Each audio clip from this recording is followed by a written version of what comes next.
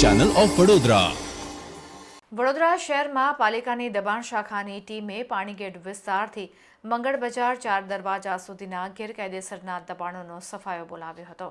વડોદરા શહેરમાં છેલ્લા કેટલાય સમયથી સેવા સદનની દબાણ શાખાની ટીમ દ્વારા શહેરના વિવિધ વિસ્તારોમાં ગેરકાયદેસર કરવામાં આવેલા દબાણો હટાવવામાં આવી રહ્યા છે, જે અંતર્ગત પાણીગેટ વિસ્તારથી લઈને મંગળ બજાર 4 રસ્તા વિસ્તારના ફૂટપાથ ઉપર તેમજ લોકોની અડચણરૂપ દબાણો હટાવવામાં આવ્યા હતા। આ દબાણ ડીસીપી ઝોન 3ના આદેશથી પોલીસ બંદોબસ્ત સાથે દબાણ શાખાની ટીમ દ્વારા હટાવવામાં આવ્યા હતા અને કેટલાક માલને પણ જપ્ત કરવામાં આવ્યો હોવાનું જાણવા મળી રહ્યું છે। દબાણ હટાવતા પૂર્વે દબાણકારોને માહિતી મળી જતી હોવાના પૂછાયેલા પ્રશ્નને લઈને દબાણ શાખાના અધિકારીએ ચાલતી પકડી હતી।